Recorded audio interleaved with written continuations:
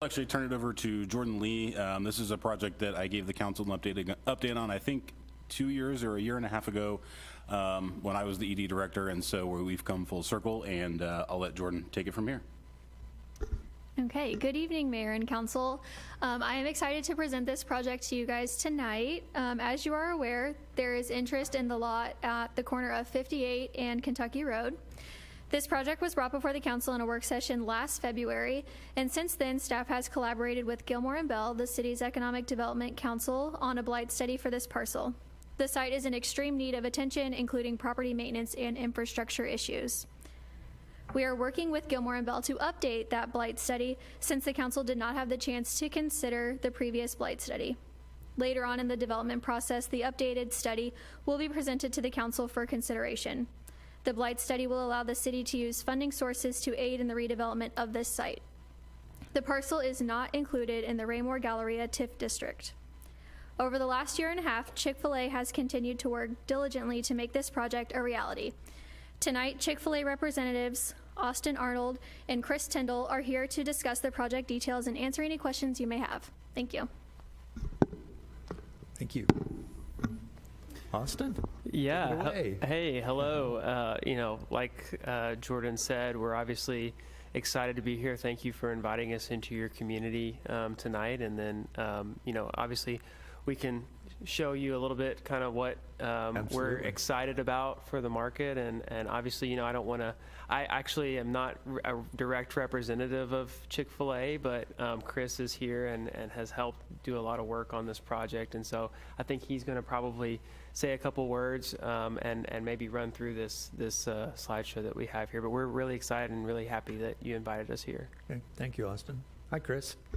How are you this evening? Thank you so much, for having us, Council, Mayor. Appreciate the opportunity to speak to you guys tonight. I know I've actually worked in this market for quite some time, not necessarily on the real estate side, but in operations. So I love Kansas City and I love this market, and I really love being able to fill up what's been a giant void in our real estate strategy and serve a lot of guests down here on the southeast side of town. So we're really, you might think, gosh, Chick-fil-A, there's plenty of land available. Like, why are they just not moving on something? I'd say that we are very patient people at Chick-fil-A. We tend to wait, I guess, on the exact right opportunity. And we knew that if we waited long enough, and I feel like did some work, some hard work, and met with some good people, then we might find the exact right spot. So I think that's the project there that we're working on right now. And in preparation for this meeting, I was thinking, gosh, like, what can I share with them that, like, could share my excitement, but also like be somewhat interesting. So, and everyone loves to talk about like the impact of COVID, right? And how that's changed business. So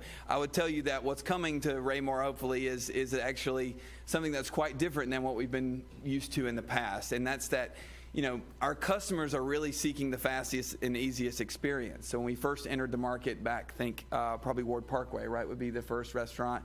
It was like drive-through and dine-in. And then our business slowly shifted over time to maybe like 50-50 dine-in to drive-through. And then, post-COVID, it's like, oh my gosh, we found ourselves in a position where 63% of our business was coming through the drive-through, as well as all of these other sales channels that we really had not encountered to this level before. Our customers are continuing to demand that the food still tastes like Chick-fil-A, right? That's obviously a key driver for us, but also that we're fast and we serve them in a way that is convenient to them, and that's what's one of the coolest things about this new prototype that we're building out, and this will be probably one of the first. Will be the first in Kansas City that really offers a wide range of ability to serve multiple sales channels. So there's 8 sales channels listed there. So dine in, carry out, drive through, as well as curbside, mobile pickup, and also what has become a huge growth area for us, and that's just delivery, right? So delivery that we take in-house, right? So Chick-fil-A delivery, as well as through a third-party partner. And I would say, our prototype has changed. So if you were to walk into Ward Parkway or even Lee Summit probably 5 or 6 years ago, you saw a counter that was like filled with registers and like a mass of people across, kind of in a little bit of a mosh pit. We've since gotten smarter about how to handle the volume of customers that sometimes we get.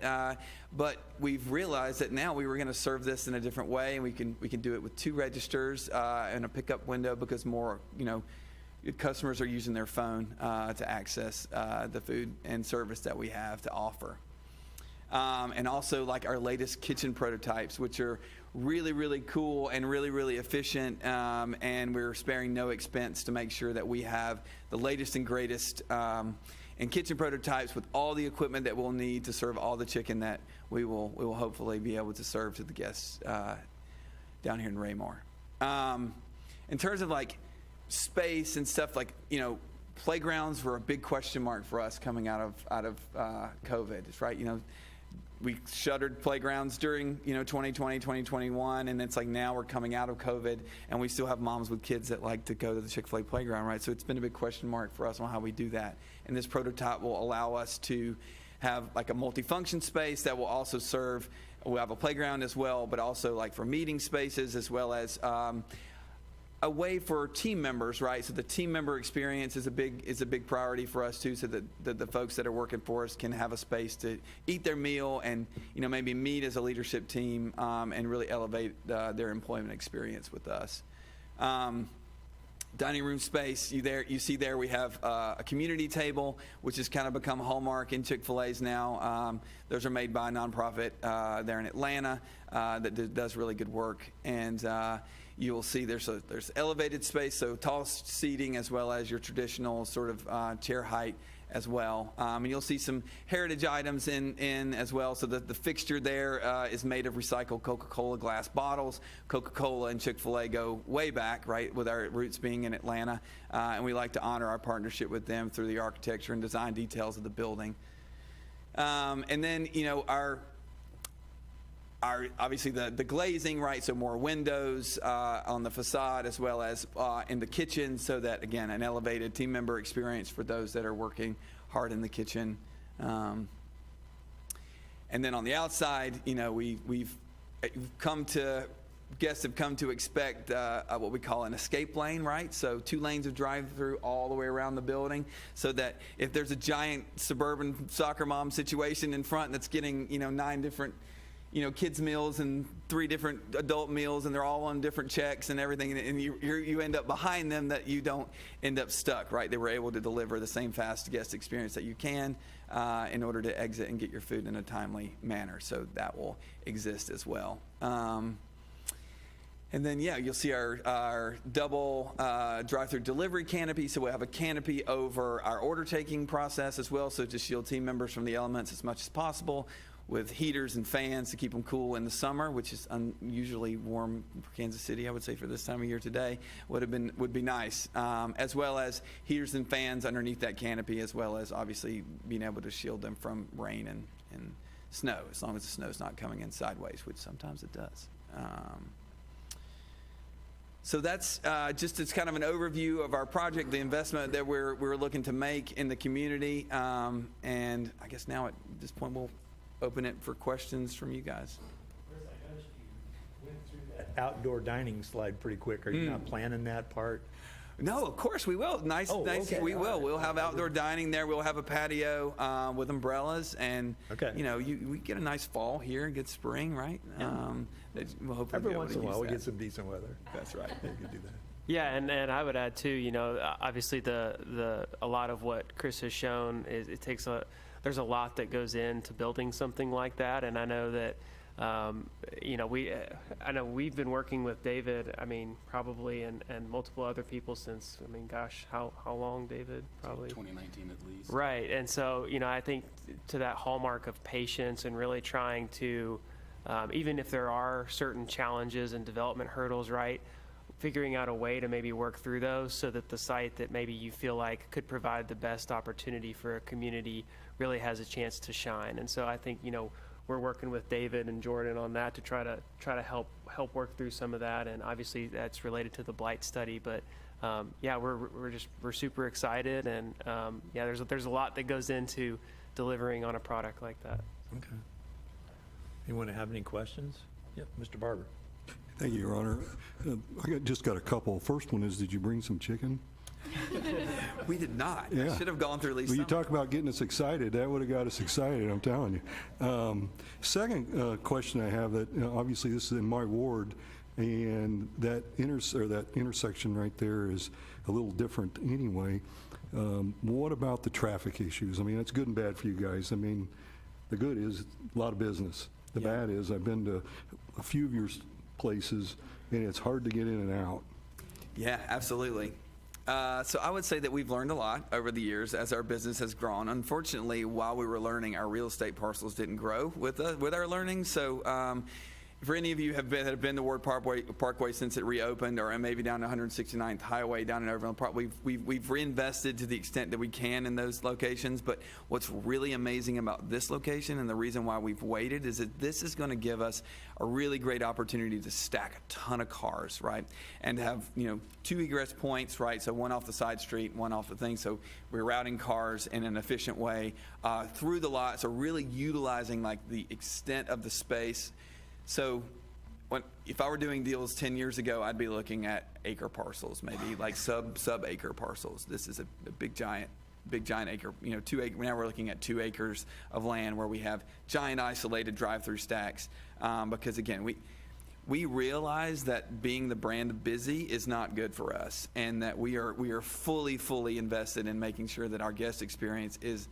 It's really the number one reason why what we call have drive-off rates. So it's customers that really want a Chick-fil-A sandwich, but gosh, that line's crazy. I'm just going to go on down to whatever the competitor will be, and we don't want that. And I think that this prototype on this corner is going to give us the best opportunity to not have that issue. And honestly, it's the reason why we waited for something like this, as opposed to going somewhere might have been easier, but the parcel size or the ingress-egress point might have been more of a challenge.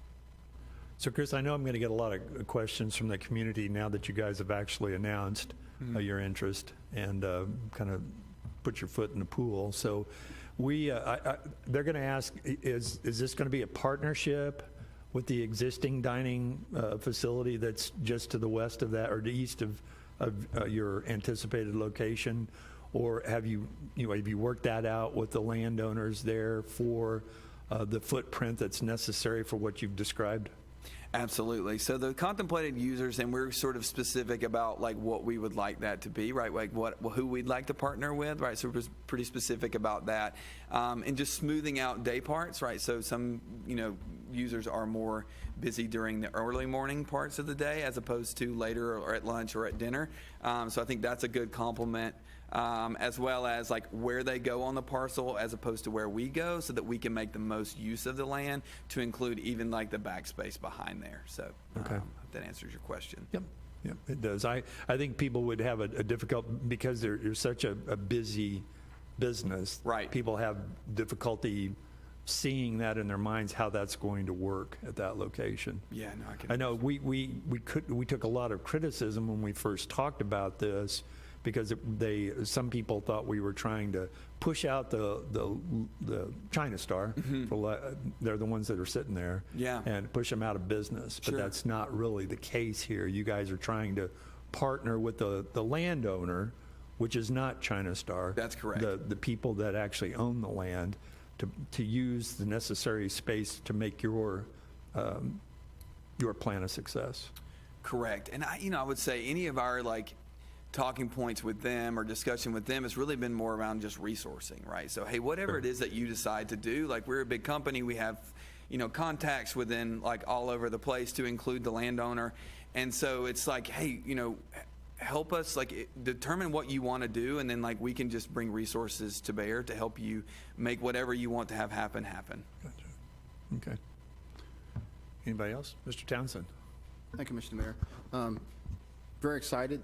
This is interesting. Glad to see you finally put a face to the name here.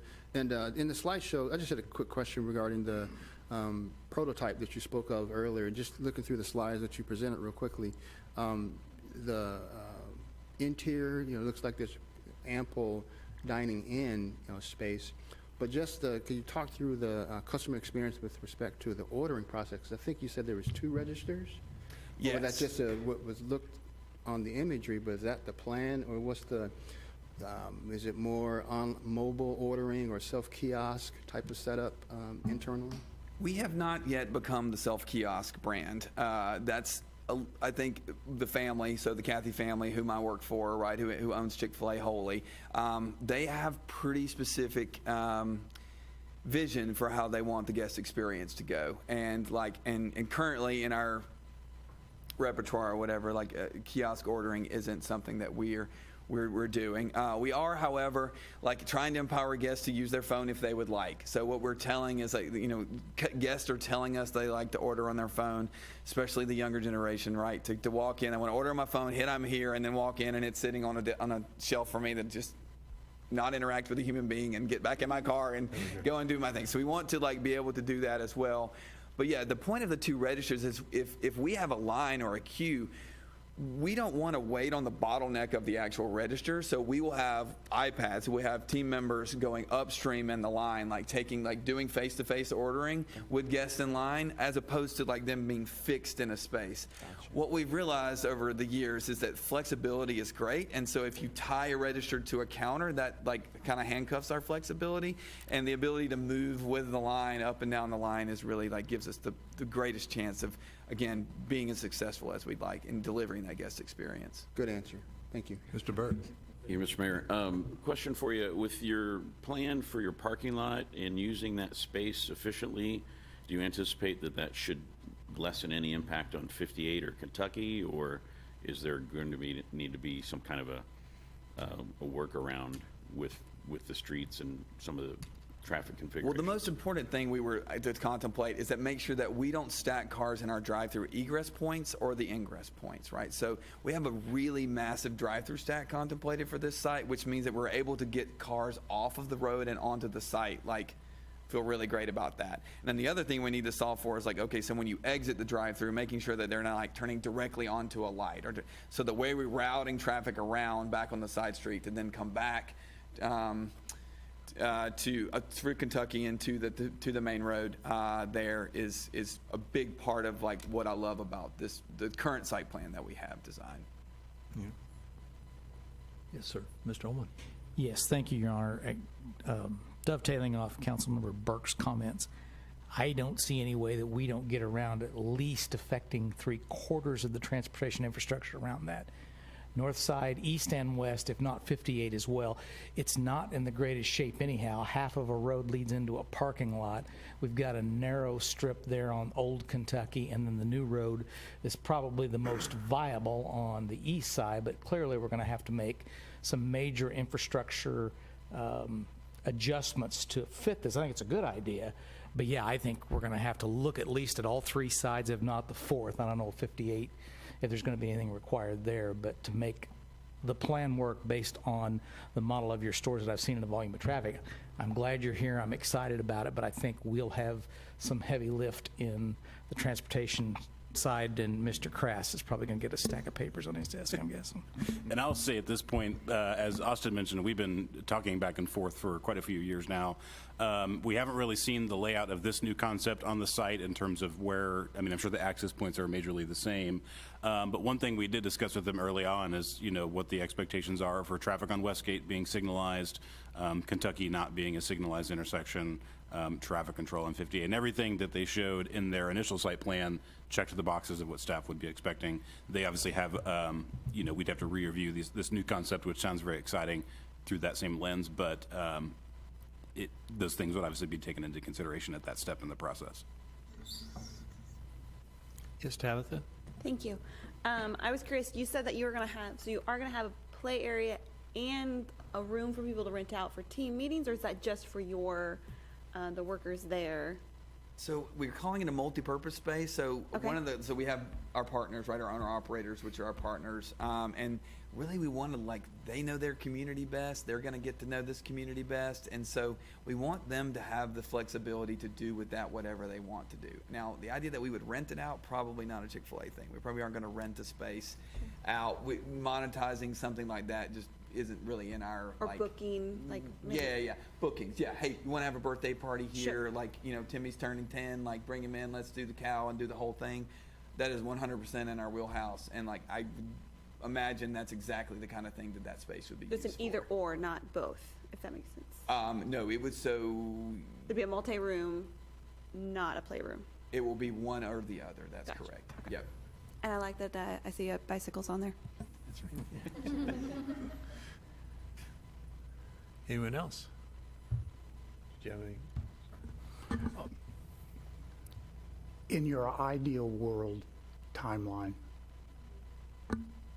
Yes. So ideal world, we would commence so basically we would take possession of the property in July of next year, the June-ish July of next year, and then you know hope for a good mild start to the winter, and you know and get open first of 2025. January, as close as we can to January after we don't open during the holiday season at all. That's kind of a blackout time for us. you speak in a very good way about your associates and your partners. What are you seeing as far as labor is concerned in today's market? Very good question. I would say that like that's why I speak so highly of our partners, because if it weren't for them and their ability to attract and retain talent in this sector, we wouldn't be who we are as a brand today. Like that is our ace in the hole.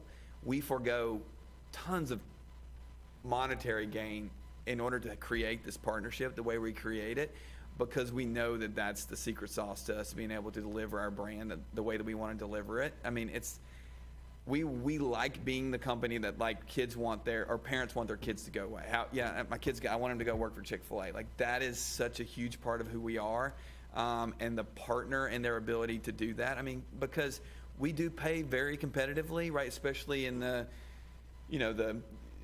I would say the professional, like the older professional range or whatever. But still Chick-fil-A is built on like the teenager, right? And the high school student, and them working the iPad in the drive-thru, and them working the front counter. That's just kind of who we are as a brand. And I think we have a unique opportunity to attract those people, to care for them, to create a team member experience. I think that will help them. Our scholarships, you're probably aware of this, like it's just a really cool program to just launch them into whatever it is that they want to do, to be a dentist or a city council person or whatever it is that they want to do, right?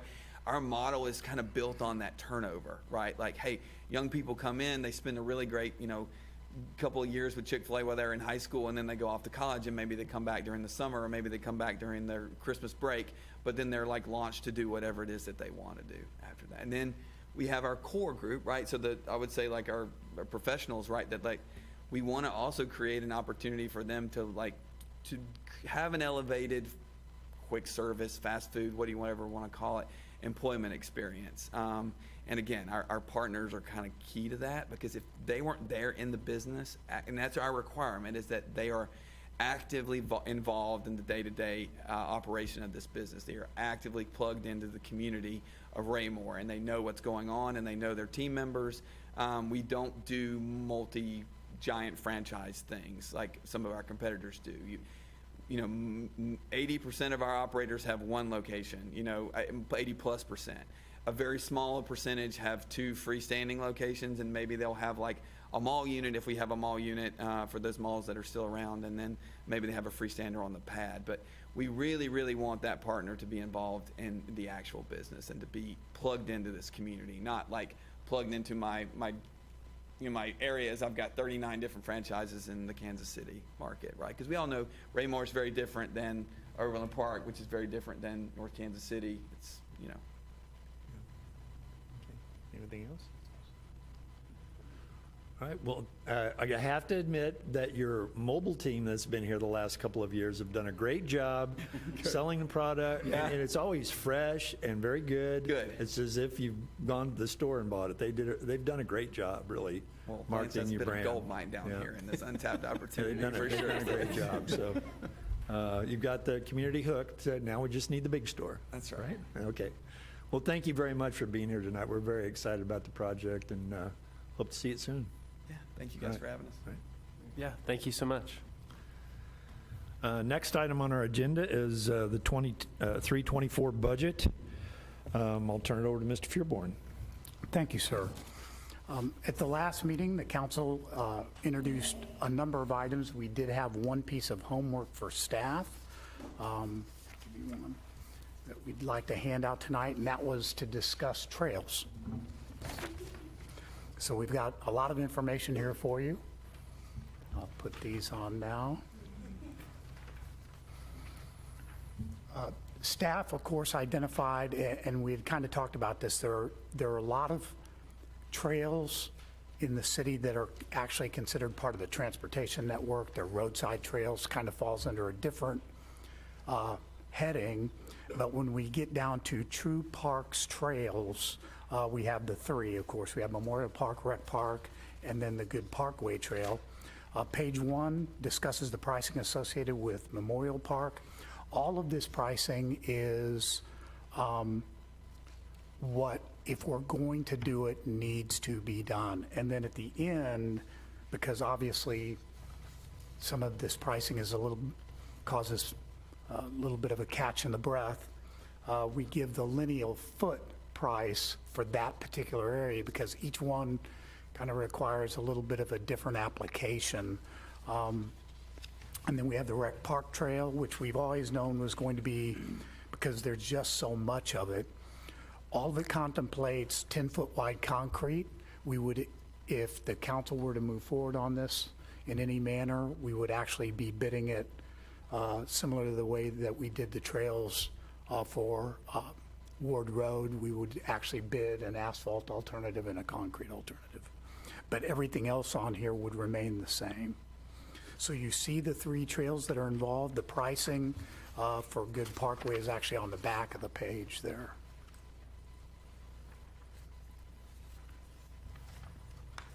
And with that, sir, that was the one item that we Oh, okay. were tasked with pricing out. Sorry. Leave it open for the rest of the council to. Okay. So I'll open it up for discussion now, or any items that anyone else has interest in adding to the budget. It's a lot to digest with regard to the cost of the trails. Thank you for putting that together for us. We actually put a dollar amount to all of that. And if there are still any questions on it, Mr. Krass is in the back for some of the technical, and of course, Mr. Mustine is behind me here for any needs questions. So right now, could you kind of go through that and describe to us what is available at this point? The general fund balance, available fund balance that was presented with the proposed budget with no changes was $3,851,867 in the general fund, $2,105 in the park fund. I'd recommend not diving into that, and $2,107,197 in available fund balance in the enterprise fund. 2 weeks ago at work session, the mayor proposed the all traffic solutions, and I think that we actually had a picture, somebody had pulled one up. $50,000 amount, general amount. There are a number of different options that would leave open for you all with that, as far as if we decide, if we wanted to recommend solar powered, some of the bells and whistles on some other ones. Some of them just do the speed limit. Some of them capture extensive data, just like our turtles on the street do. That amount gives us a number of options. Councilmember Holman asked for an addition of flock cameras for $13,400, and then the additional funding for what's already in there for the three electronic signs that are proposed at $15,000 or $5,000 per sign. And that left an available fund balance with those three items plugged in of $3,773,467 in the general fund. I know that seems like a lot of money, but I'd also know that we've still got the threat against our community called the landfill. And we've been fairly careful since learning about that over the last year to keep our reserves where they're at for potential litigation or other actions necessary on our part to either fight that or to, well, okay, I'll just say fight it. We'll leave it at that. But do you have an idea of that portion that you would like to see preserved, or all of it at this point? Or are there things that you feel that may have come up in the last couple of weeks since we talked about this last from your department heads that may have said, you know, since these things have been brought up, there are a couple of items that if the council is open and willing to pursuing would be beneficial to our department? We had an extensive discussion about this at last week's management team meeting. Kind of left it open to that, did not try to steer the conversation in any direction. There was conversation about what's already been proposed, of course. Like what's already been proposed, but no new items came forward that would be single projects or single one-time items at this time. All right.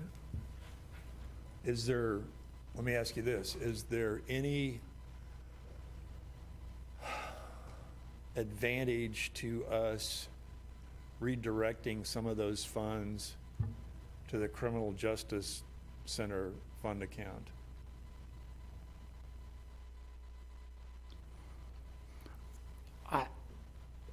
Right now, there is, I'm going to really put how much do we have in the restricted revenue fund? That's what I thought. There's already in the restricted revenue fund about $5 million from the COVID money that we ended up paying salaries for, but that freed up what was being paid in salaries to go over there. Of course, I don't have to do that pretend mathematics anymore because they just gave it to us without saying anything, but I still like to just to justify it. But there is $5 million in starter money, if you will, for that project because of the very, very large increase in the assessed valuation. I think that we will be at the end of 2025 in a very good spot for any no tax increase bond issue to cover a number of the items and some of the ancillary items that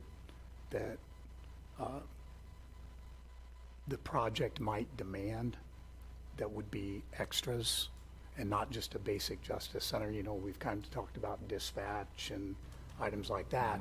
But if you wanted to set it aside where later it could be transferred out, but it was dedicated to a project specific, but if we didn't need it because of the no tax increase bond issue and subsequent proposals that were being turned in, that would certainly be a large ticket item that is setting out there.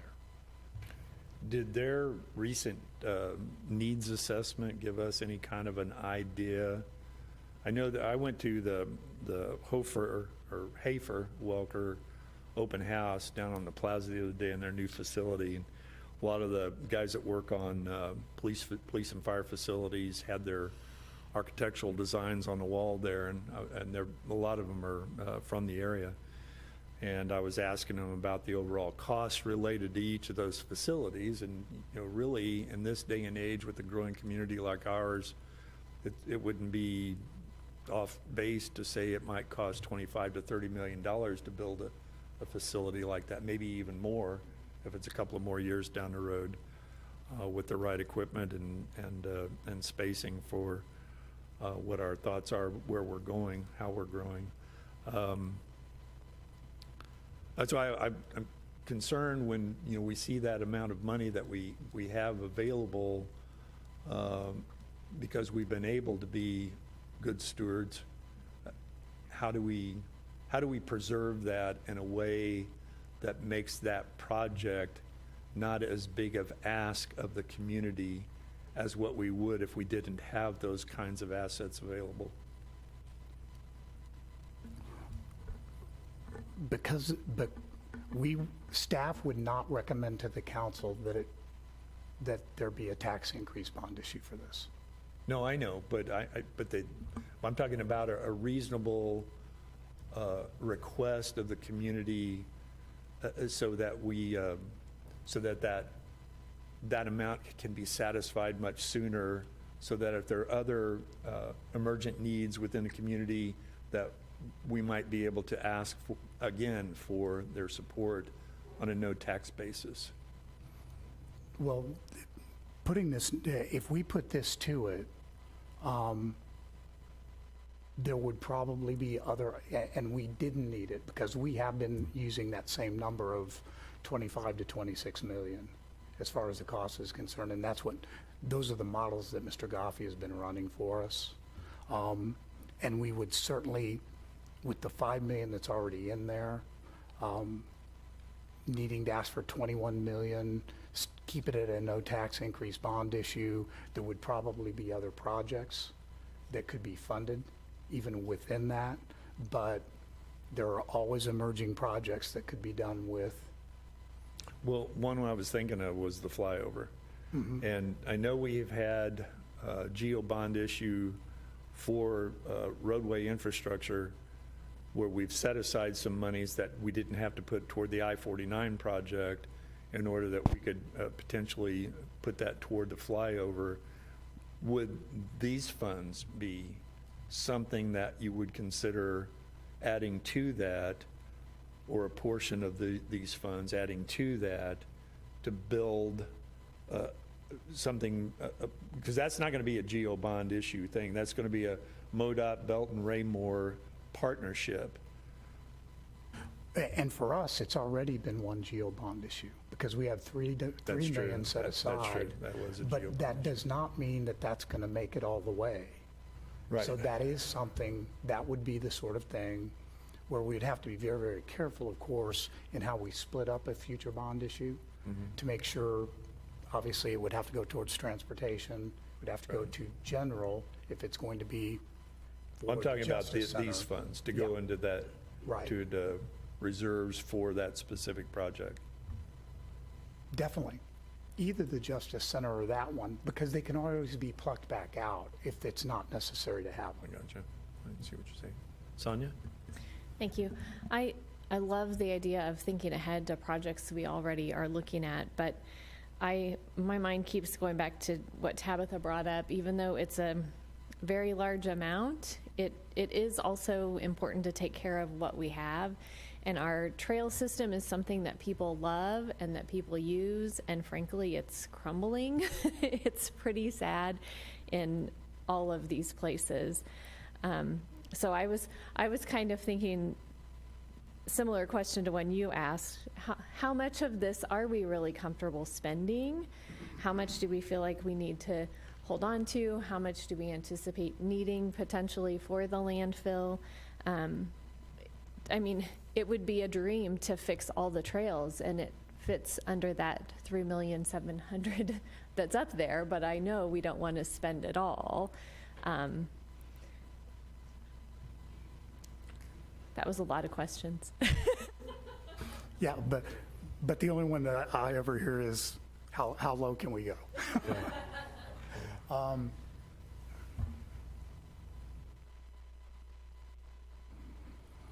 Can I add one more question? And I should know this, but I don't. If we didn't spend all or any of this money on the trails, how far out are these programmed, or are they? Mr. Mustine.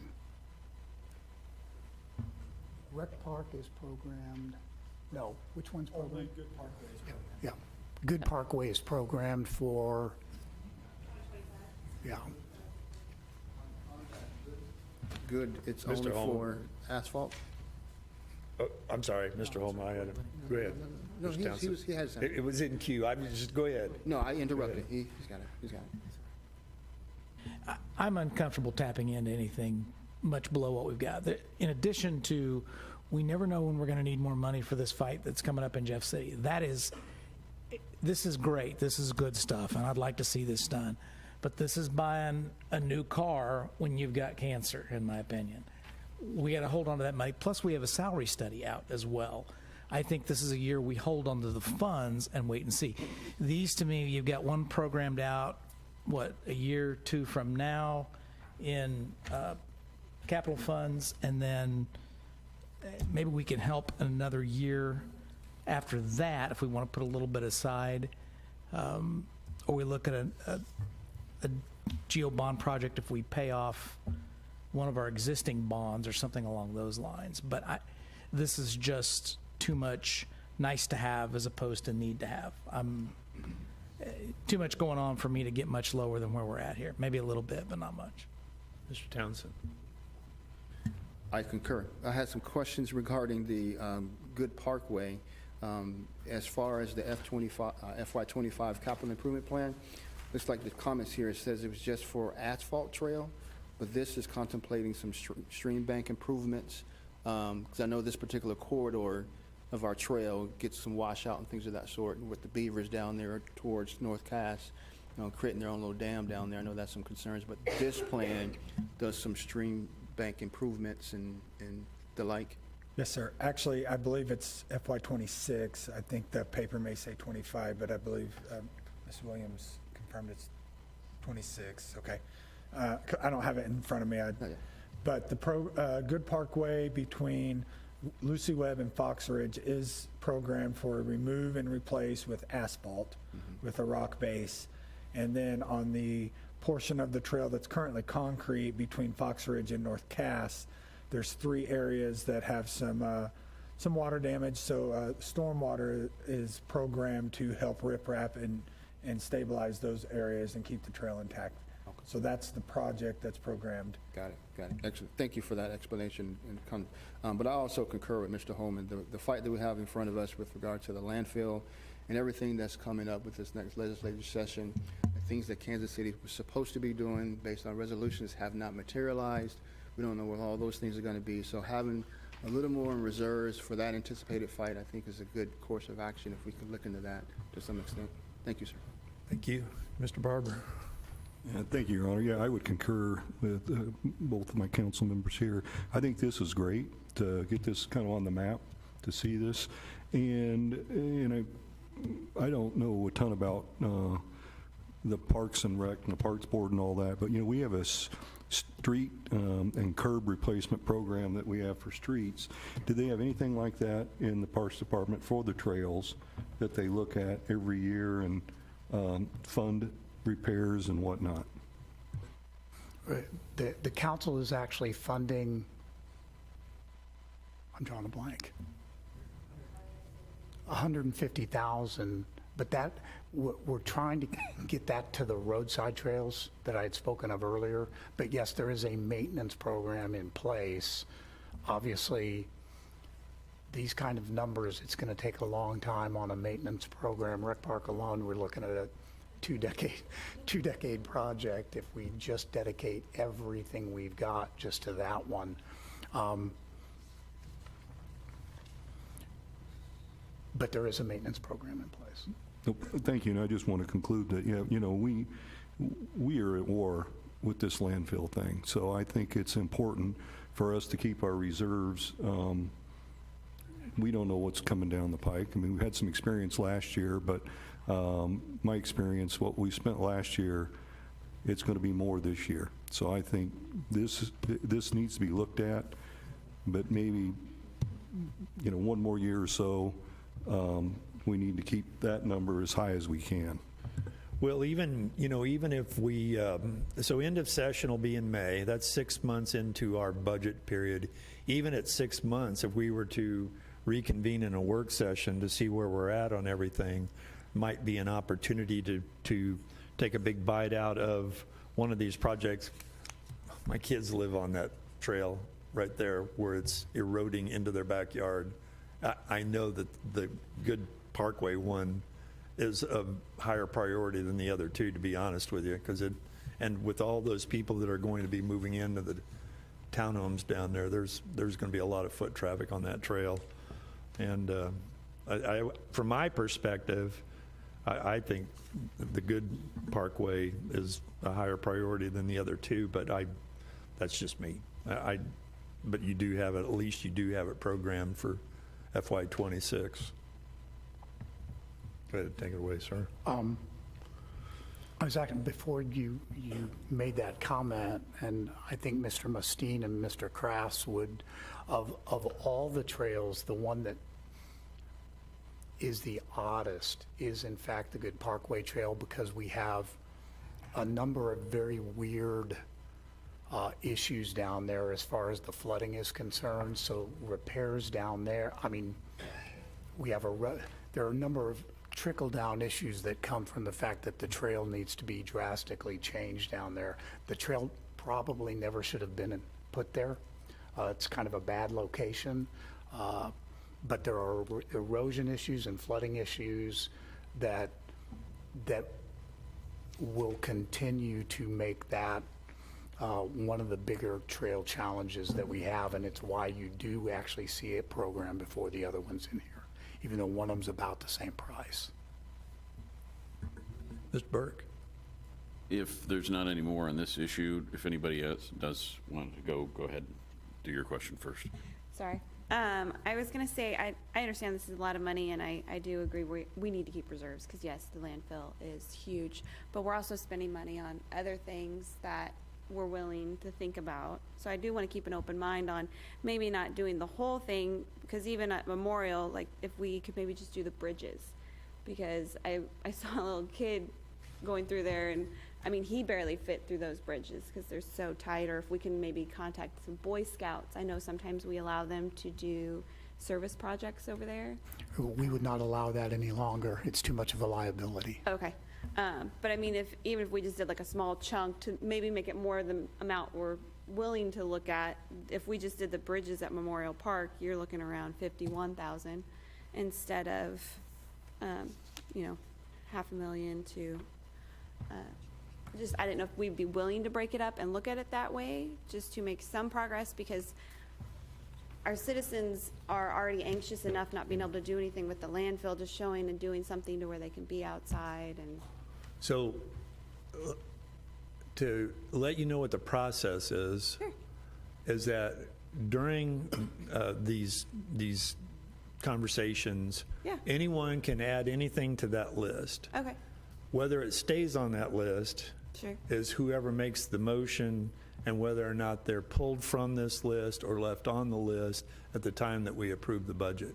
Okay. So if you want to step up and say something to that category, it'll go on the list. Okay. Just know that it may get pulled off if there aren't 4 other people that agree with you. Gotcha. Okay. Okay? And I guess, I mean, I'm comfortable. I didn't know though if it makes sense to do just the bridges, or if that would be something that the city would like to rather just do the whole thing at a time, or is it kind of an all or nothing? You want to talk about that? So in 2018, we took the older part, what we call now the Arboretum Trail. We crack sealed it and overlaid it with a slurry seal type solution to help seal that trail, knowing that that trail is pushing 40 years old. The 3 bridges that are currently there were built by Boy Scouts and park maintenance staff, and this will tell you when. It was Jeff Schmill. It was his first project, his first year here, and that was in 1998 when those bridges were built. So I would imagine that they don't meet standard. If we were to do that, that's why we broke that down. The price in here that you see, I would say doesn't include mobilization cost and those things, because they're included in the overall. So Sure. I think you would probably get not quite Kraus. the match. So to do the 3 bridges on here with mobilization and another one of the prices, obviously for the bigger project, would probably be about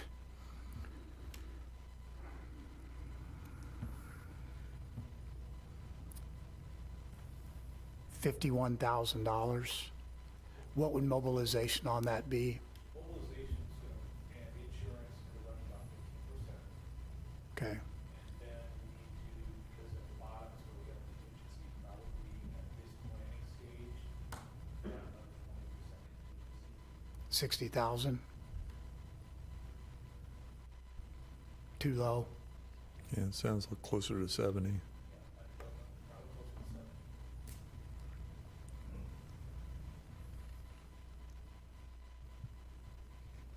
Mr. Burke, over to you. I'm going to switch gears here and ask Okay. a question for staff, whether or not, based on our presentation this evening, and we have in the 5-year capital program to fund the 58 highway access modification at Kentucky in '25, based on preliminary discussions, would it be better to wait, or would it be better to go ahead and put those in, and then projects have to be within that already completed project? Because if we were to move that forward, it's $200,000, but it is something that there is a lot of traffic issue there, and it will increase. So that's something I'm curious what staff I would already think know about. what he's going to say, but I'm going to let him say it because he's the expert in it, Mr. Krass. Actually, we're, the 58 improvements, we're envisioning combining with the avenue improvements.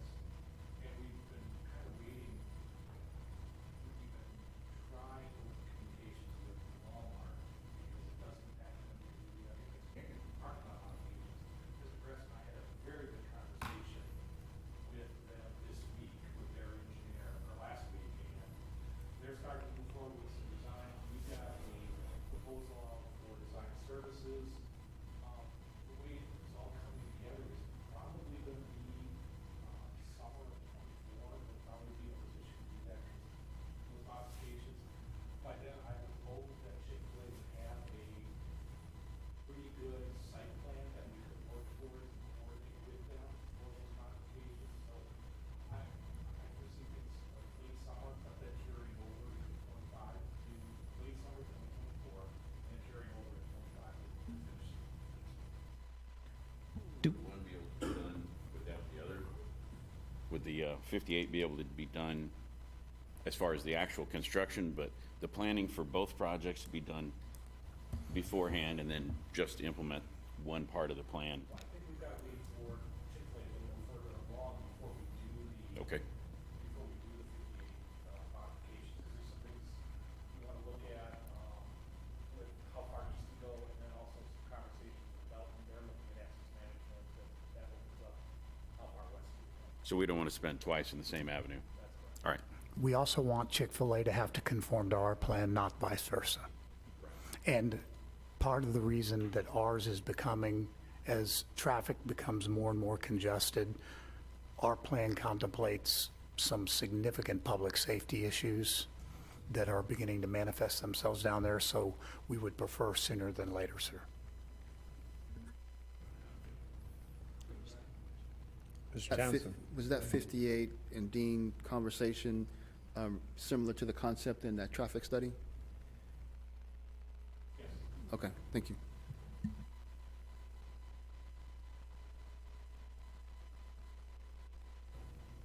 Okay, so had a lot of discussion about it, several items.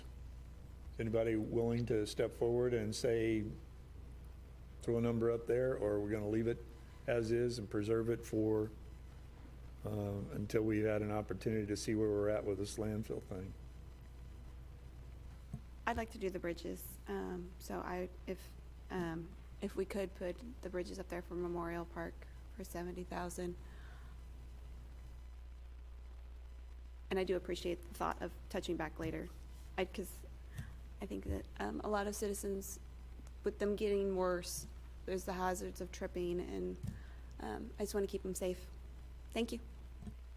Okay, thank you. Anyone else?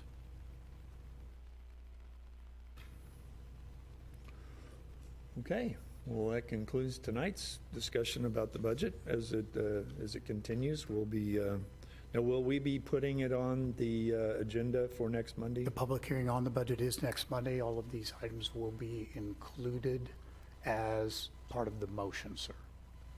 Roger that. Okay. If nobody else has anything, anything under other, anybody wanted to bring up? Then I would entertain a motion to move into executive session. Mr. Mayor, Ms. Abdelgawad. I move that we move into executive session to discuss litigation matters. Thank you, ma'am. Is there a second? Yes, sir, I'll second. Thank you, sir. Motion's been made and seconded to move into executive session. Could I have the roll call, please? Thank you, Mayor. Councilmember Townsend? Yes. Councilmember Baker? Yes. Councilmember Forster? Yes. Councilmember Burke? Yes. Councilmember Abdelgawad? Yes. Councilmember Barber? Yes. And Councilmember Holman? Yes, if you'll give us a few minutes to use the restroom in between.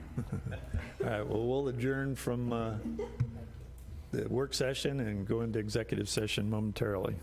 Gracias, señor.